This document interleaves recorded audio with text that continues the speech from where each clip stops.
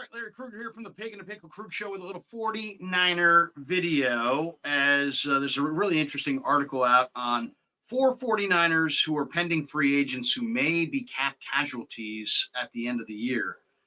Great article written by Peter Panessy inside Niner Noise, and we'll hit that next. Talk a little bit about those guys coming up next. But first, we're brought to you by Pig and a Pickle, the best barbecue in all of Northern California. Check them out in Emeryville and Corte Madera. They're open 7 days a week from 11 a.m. till 8 p.m. or until they run out. Pig and a Pickle. Go get some brisket chili. Go say hi to Damon and Mary. Tell them that Larry Krueger sent you. And this video is also brought to you by Underdog Fantasy. Check the link in the description. Use the promo code KRUG, K-R-U-E-G, and they'll match you up to your first $100. All right, let's talk a little bit about the 49ers and their cap situation. Great article by Peter Panessy in the Niner Noise. And it's entitled, 49ers will likely have to let these 4 pending free agents walk in 2025. Well, we all kind of know the story by now. The Niners have to pay Brock Purdy. He went from being paid $900,000 to next year he's going to be paid $60 million and maybe more. And it seems like every time you look away, that number is going up. So the Niners have to be, fiscal responsibility is the name of the game when it comes to the 49ers. And right now they're locked up in a contract negotiation with Brandon Ayuk, and he's the latest who wants a big money deal. No extension's been reached yet, but there are indications that we may get a deal at some point this summer. That is just a prelude to the big cap hurdle, which is paying Brock Purdy.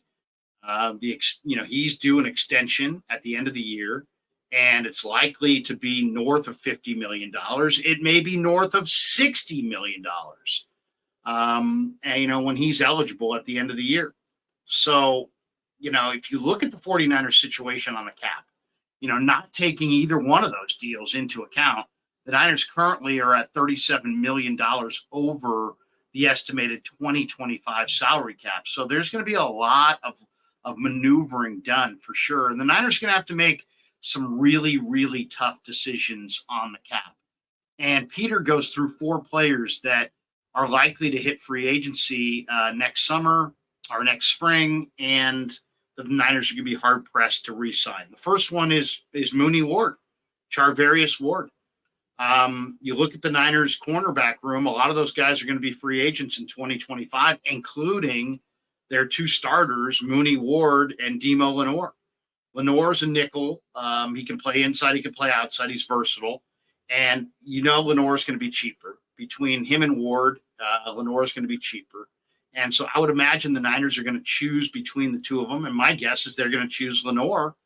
Boundary corners make more typically.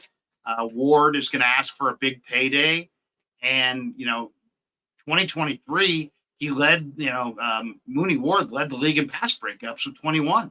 He was a Pro Bowler. He was a second-team All-Pro.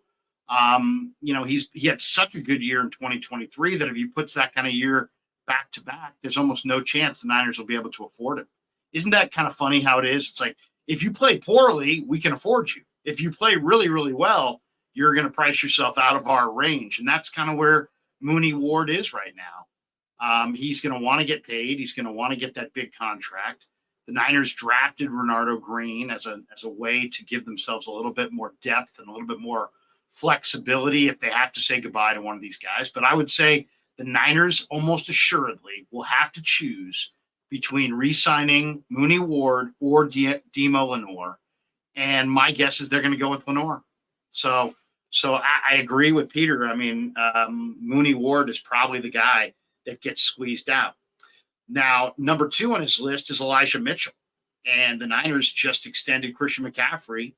And so that right there makes you think that Elijah Mitchell is not long for San Francisco. Mitchell was really good in 2021. He set the franchise record with 963 rushing yards. He's a favorite of Kyle Shanahan's because he doesn't fumble and he does everything right. He's got good instincts. He falls forward, but he's also been dinged up. He's dealt with a bunch of injuries. He was a 6th-round pick.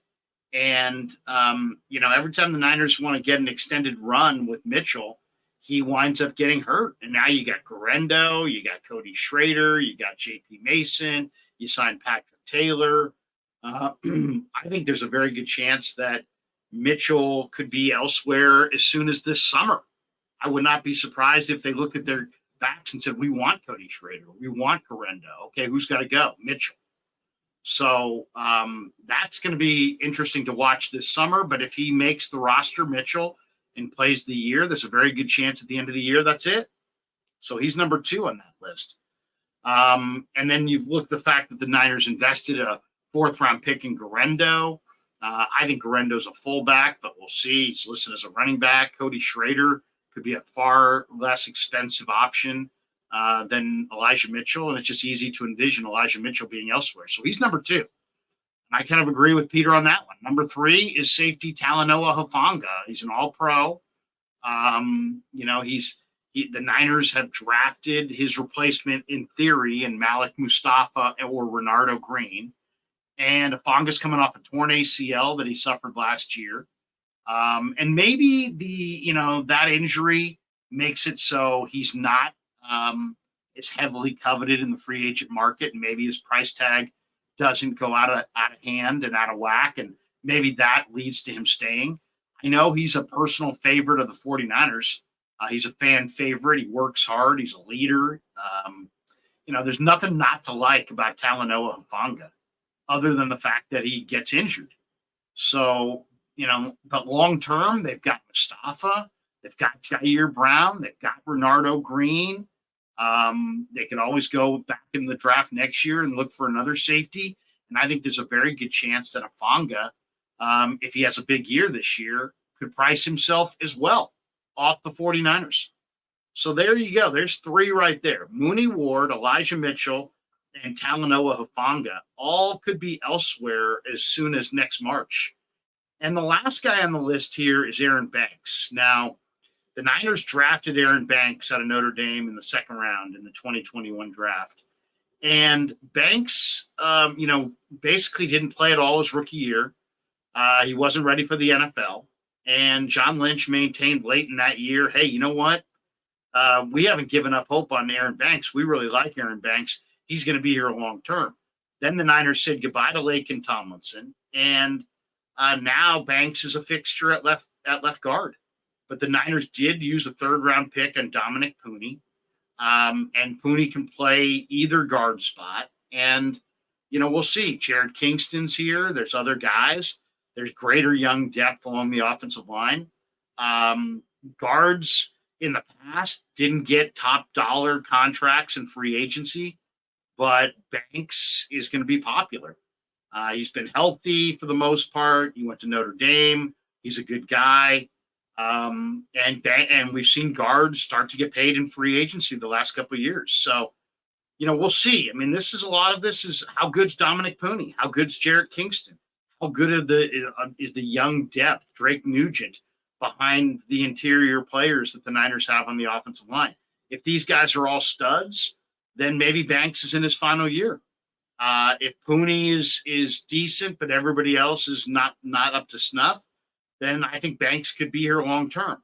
Of these 4 guys that Peter threw out as could be cap casualties next March, I think Banks is the guy who's most likely to not be a cap casualty. I think Banks is the guy who's most likely to actually sign here long term. Why?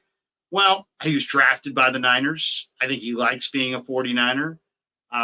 He's from the Bay Area. He's from El Cerrito. His family's right here. He's got a little baby boy, and I'm sure he would love to keep his family near his actual family, his second family, into nearby his first family. I mean, this is all guesswork. I talk to Banks regularly, and he seems like he's a guy that has lots of family and lots of support, and he's got a little baby boy, and maybe he wants to stay in the market. That would make sense. But you never know. If Pooney becomes an awesome talent and Kingston surprises, the Niners may look at their cap and say, hey, we're paying Purdy $60 million. We can't afford Aaron Banks. So they may have to let Banks hit the free agent market and save cash on that front and go with a younger player. But of the 4, I would say Aaron Banks more so than Talanoa Hufanga, more so than Elijah Mitchell, more so than Mooney Ward has the best chance of the four to, be a 49er beyond this year. But great article by Peter Panessy. Go check out Niner Noise. Peter does a great job. I've been on his podcast before, and good dude, and he has a great article here, and I think he's absolutely spot on. Those four guys, if Brock Purdy is going to make $60 million a year, if his AAV gets to that level, odds are the Niners can't afford Mooney or Mitchell or Hufanga or Banks. So Peter's spot on that front. I think maybe they'll get a better deal with Purdy than that. Maybe they'll get him under that number, and I think Banks has a decent chance to return. But the other guys, I think he's absolutely on the money. I think Mitchell's in his final year. He may not even get to week one. They may trade him this summer. Hufanga, I think, is in his final year with the Niners, and I think it's very likely that Mooney Ward is as well. Banks, I think Banks is going to be here. But the other guys, I think Peter's absolutely on the money. I think they're gone at the end of the year, largely because of the Niners' incredibly challenged cap situation. All right, thanks to Taking a Pickle for being the title sponsor of the Crew Show. Thanks to Underdog Fantasy for sponsoring this video. And thanks to all you guys for supporting the Crew Show on YouTube.